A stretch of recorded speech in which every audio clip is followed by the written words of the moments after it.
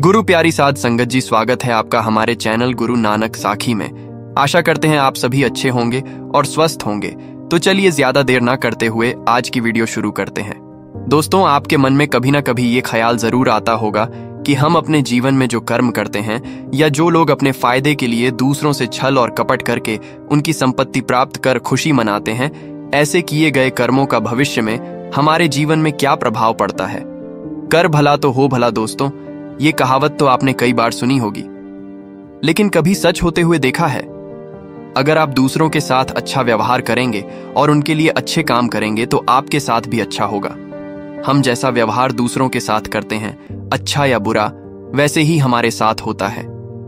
ये कहानी बड़ी ही शिक्षाप्रद, महत्वपूर्ण और ज्ञानवर्धक है। मेरा आपसे निवेदन है कि कहानी के अंत तक हमारे साथ में बने रहना। एक महान तपस्वी अपने आश्रम में रहते थे। एक बार महात्मा के शिष्य संकेत ने उनसे पूछा, गुरुदेव, जीवन में सच्चे धर्म का क्या मतलब होता है? और कर भला तो हो भला, इसका क्या तात्पर्य है? तब महात्मा कहते हैं, मतलब यही है कि तुम जो करो उससे दूसरों का हित होना चाहिए। और महात्मा ने कहा कि चलो, इसका मतलब मैं तुम्हें एक कहानी के माध्यम से समझाता हूं। किसी राज्य में एक नव विवाहिता शादीशुदा पति पत्नी रहते थे। वह दोनों एक छोटे से घर में रहते थे। राजेश बहुत ही गरीब था। वह किसी तरह से मेहनत करके अपने घर का पालन पोषण करता था। जिनका का काम मिट्टी के खिलौने बनाकर बेचना उनका काम था। राजेश को खिलौने बेचकर दिन भर काम करने के बाद 100-150 मिल जाते थे। उसमें से वह रोजाना घर के लिए कुछ खाना लेता था और बचे रुपए अपनी पत्नी को दे देता था। हर बार की तरह राजेश ने खिलौने बनाए और अपनी पत्नी लता को दिखाने लगा और कहने लगा कि आज के मेले में तो सारे खिलौने बिक जाएंगे। तब लता कहती है, हाँ, खिलौने बने तो अच्छे हैं, लेकिन बहुत कम खिलौने हैं। ये तो मेले में जाते ही बिक जाएंगे।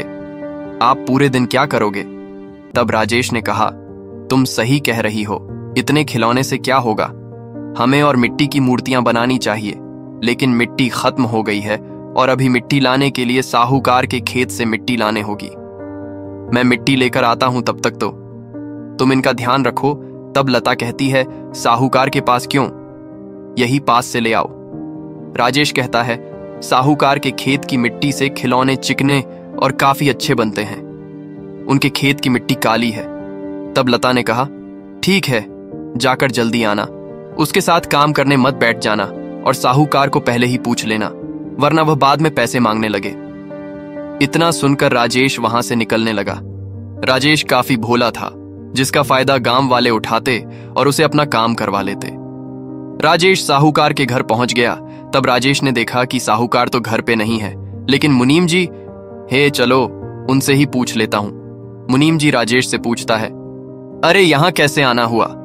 राजेश ने मुस्कुराते हुए कहा, मुनीम जी, मैंने सुना है आपके तालाब वाले खेत की मिट्टी काफी अच्छी है, तो अगर आप इजाजत दे तो मैं ले लूं, क्योंकि आपकी मिट्टी से मेरे खिलौने काफी अच्छे बनते हैं। तब मुनीम मन ही मन सोचता है, अरे साहूकार ने वैसे भी मुझे उस खेत के कुएं को खोदने के लिए कहा है, तो क्यों ना मैं इस बेवकूफ से करवा लूं?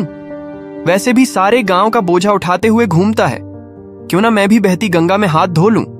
मुनीम ने कहा, अरे राजेश बेटा, इसमें क्या पूछना, तुम तो जाकर कभी भी ले सकते हो, और वैसे भी साहूकार तुम्हें काफी अच्छा समझते हैं। और हाँ, तुम पूछने आए ही हो तो मैं तुम्हें एक राय देना चाहता हूं। तुम्हें खिलौने बनाने के लिए नरम और चिकनी मिट्टी चाहिए होगी ना? तो तुम एक काम कर, साहूकार जी के खेत में एक सूखा हुआ कुआं है, तो तुम उसी कुएं से 2025 टोकरी मिट्टी निकाल लोगे तो तुम्हें वहां पर सूखी गीली मिट्टी मिल जाएगी।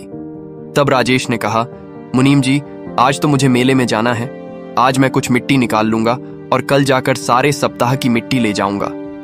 मुनीम ने कहा, जैसी तुम्हारी मर्जी। और राजेश के वहां से जाते ही मुनीम सोचने लगता है, मामूली सी मिट्टी देकर उससे कुआं खुदवा लिया, इससे साहूकार भी खुश हो जाएंगे और मेरी प्रशंसा भी करेंगे। राजेश साहूकार के खेत में एक दिन के लिए मिट्टी लेकर अपने घर चला गया और घर पर राजेश और उसकी पत्नी दोनों ने खिलौने अच्छी तरह से बना दिया। फिर खिलौने सूखने के बाद राजेश खिलौने को मेले में बेचकर घर चला आया, जिससे उसकी अच्छी कमाई हो गई, जिससे वह बहुत खुश हो गया और लता को मुनीम की सारी बातें बताने लग गया कि मुनीम जी ने कितने अच्छे तरीके से उसे समझाया और उन्होंने इतनी मिट्टी के कुछ भी मूल्य नहीं लिया और ढेर सारी मिट्टी ले जाने के लिए बोला है, और वह भी बिना किसी पैसों के कल ही जाकर मिट्टी ले आऊंगा। ऐसे ही राजेश कुछ दिन वहां से मिट्टी लाता और उससे खिलाने बना के मेले में बेच कर आता। फिर एक दिन रोज की तरह वह सुबह होते ही राजेश कुएं की तरफ निकलता है और जाकर खुदाई करने लगता है। वह कुएं के अंदर से लगभग 1015 हाथ खोदता है। जैसे ही अगला गड्ढा करने को जाता है तो उसे किसी चीज की टकराने की आवाज आई। जब उसने अपने हाथों से मिट्टी हटाई तो उसे एक पुराना तांबे का घड़ा दिखाई दिया। राजेश ने उस घड़े को खोलकर देखा तो उसमें काफी पुरानी सोने की मुद्राएं और सिक्के थे। राजेश एकदम से कांपने लगा। उसे कुछ भी समझ में नहीं आ रहा था। फिर भी उसने सोचा, इसे घर लेकर जाता हूं, बाद में सोचूंगा। राजेश पहले ही इतने सोने के सिक्के देखकर घबरा गया था, लेकिन वह जैसे तैसे उस घड़े को लेकर अपने घर आ जाता है। तब उसकी पत्नी उससे पूछती है, अरे आप सूर्योदय पर घर से निकले थे और अब सूर्यास्त का समय हो चुका है। आप मिट्टी लाने गए थे या कुआं खोदने गए थे? क्या मिट्टी लेकर आने में इतना समय लगता है? और इतने समय से आपने सिर्फ एक हांडी मिट्टी ले आए हो। तब राजेश ने उसे धीरे बोलने को कहा और घर के अंदर गया और सोने की मुद्राएं दिखाई। तब लता ने उसे पूछा, क्या आपने कुछ गलत काम तो नहीं किया ना? तब राजेश ने हंसते मुस्कुराते हुए कहा, अरे मेरी बात तो सुनो, जैसे तुम सोच रही हो वैसा कुछ भी नहीं है। जब मैं साहूकार के खेत में गया, मुझे कुएं से मिट्टी निकालने को कहा था, लेकिन जब मैं उसे कुएं को खोदा तो मुझे यह घड़ा मिला जिसमें यह सोने के सिक्के थे। तब लता पूछती है, अच्छा हुआ आप इसे घर लेकर आए और आपने किसी से इसके बारे में कहा तो नहीं? इतने में तो हम अमीर हो जाएंगे, हमारी स्थिति सुधर जाएंगी और फिर आपको खिलौने बेचने नहीं जाना पड़ेगा।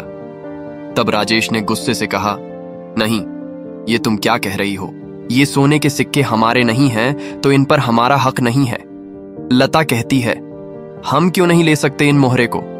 राजेश कहता है, माना सारे गांव वाले मुझे बेवकूफ समझते हैं, लेकिन मुझे इतनी समझ है कि अगर इस बात का पता साहूकार जी को लगा तो हमें जेल जरूर जाना पड़ेगा, और वैसे भी इनका हकदार तो साहूकार ही है। मैं कल ही जाकर साहूकार को यह सारा धन देकर सब बता दूंगा और सिक्के उन्हें दे दूंगा। लता ने कहा, ठीक है, आप जाकर स्नान कर लेना, मैं तब तक छुपा कर रखती हूं। लता मन ही मन सोचती है, यह आदमी तो इतना ईमानदार है, अगर मैं इसके सामने एक भी सिक्का लूं तो चिल्ला पड़े, क्यों ना मैं ही कुछ सिक्के निकाल के रख लूं, और वह कुछ सिक्के निकाल कर रख लेती है। राजेश वह घड़ा लेकर कुछ ही देर बाद साहूकार के घर निकल जाता है। तब साहूकार तो घर पर नहीं थे, लेकिन मुनीम उसके घर पर ही था।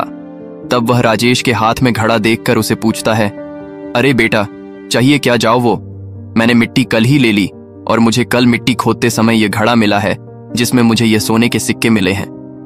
तब मुनीम हैरान हो गया और सारा वाक्य सुनने लगा। उसे तो विश्वास ही नहीं हो रहा था।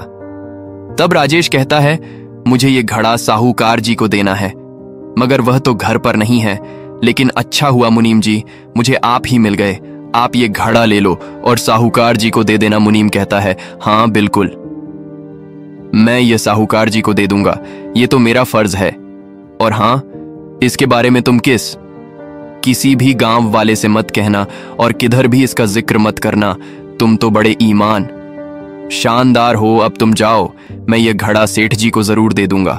सोने के सिक्के से भरा घड़ा देकर राजेश वहां से निकल जाता है। तभी मुनीम सोचता है, मेरी अक्ल क्या घास चरने गई है, जो मैं यह सब कुछ साहूकार को दे दूंगा। अगर मैं यह सब साहूकार को दे दूंगा तो मेरे पास क्या ही बचेगा। इतने दिन काम करके भी मुनीम ही बना रहा हूं। अब मैं भी इसे अपने पास से रख लूंगा और साहूकार के जैसा सब कुछ खरीद लूंगा। घर, खेत, गाड़ी, बंगला सब खरीद लूंगा और गांव का सेठ बन जाऊंगा, और किसी को कुछ पता चलने से पहले ही उस बेवकूफ राजेश को फंसा दूंगा। वैसे भी उसकी बात का कोई यकीन नहीं करता। उसे फंसाकर मैं इससे मुक्त हो जाऊंगा। वाह, क्या दिमाग पाया है मैंने।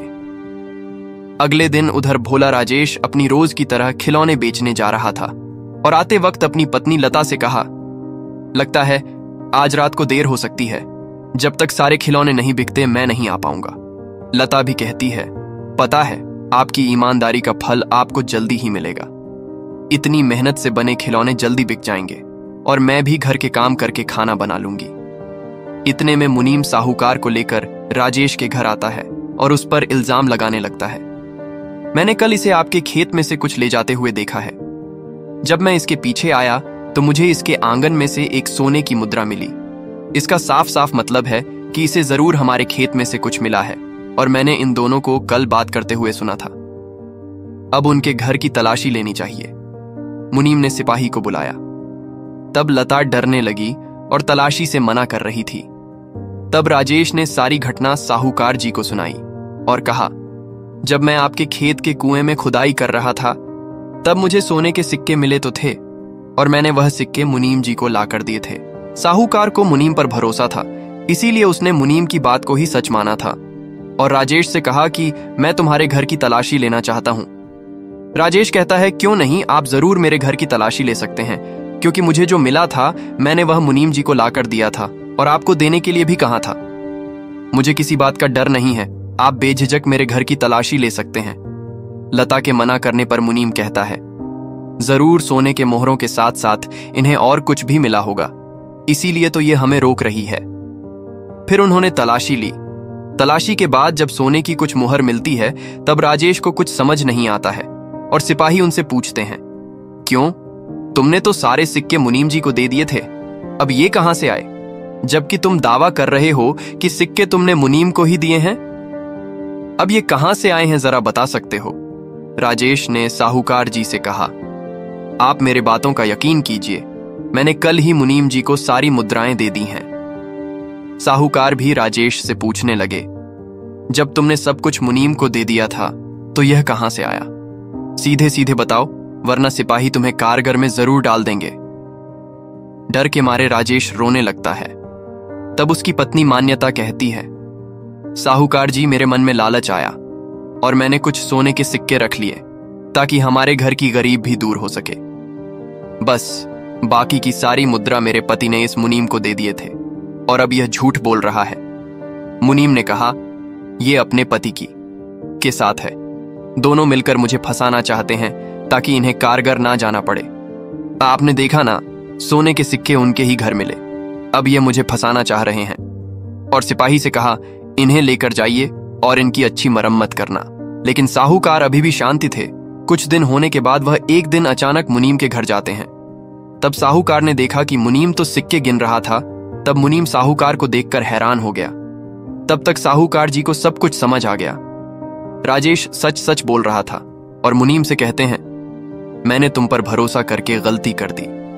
तुम्हारी वजह से एक ईमानदार इंसान को सजा हुई। कुछ देर बाद सिपाही भी वहां आ जाते हैं और साहूकार ने तुरंत सिपाहियों को बुलाया और मुनीम को राजेश की जगह जेल में भेज दिया। साहूकार ने राजेश को बुलाया और उसके ईमानदारी की तारीफ करी और कहा, सारा गांव तुम्हें बेवकूफ समझता है, लेकिन तुम तो काफी समझदार और ईमानदार हो। और कहां ये सोने की मुद्रा में से आधा हिस्सा? राजेश, तुम रख लो। जब राजेश ने मना किया तब साहूकार कहते हैं, अरे ये तो तुम्हारा इनाम है और ये तुम्हें तुम्हारी ईमानदारी के फलों से मिल गया। और इतना ही नहीं, साहूकार ने उसे अपना मुनीम भी बना लिया। इसलिए कहते हैं, कर भला तो हो भला। महात्मा ने संकेत से पूछा, संकेत कुछ भी हो जाए, हमें अपनी अच्छाई का प्रमाण देना चाहिए। अगर तुम लोगों का हित सोचोगे तो तुम्हारा भी हित अवश्य ही होगा। क्नॉइस और हर मनुष्य को राजेश की तरह सोचना चाहिए, न कि उस मुनीम की तरह। इस पर अगर दूसरों का भला हमारे लिए नुकसानदायक हो तो? तब महात्मा ने मुस्कुराते हुए कहा, संकेत, जो लोग हमारे लिए बुरा चाहते हैं उनके लिए हमें भी बुरा नहीं सोचना चाहिए, बल्कि हमें उन्हें समझने की कोशिश करनी चाहिए और उन्हें सहायता देनी चाहिए। तो दोस्तों, कैसी लगी आपको ये कहानी? आप हमें कमेंट सेक्शन में जरूर बताना और अच्छी लगी हो तो इस चैनल को सब्सक्राइब जरूर कर लेना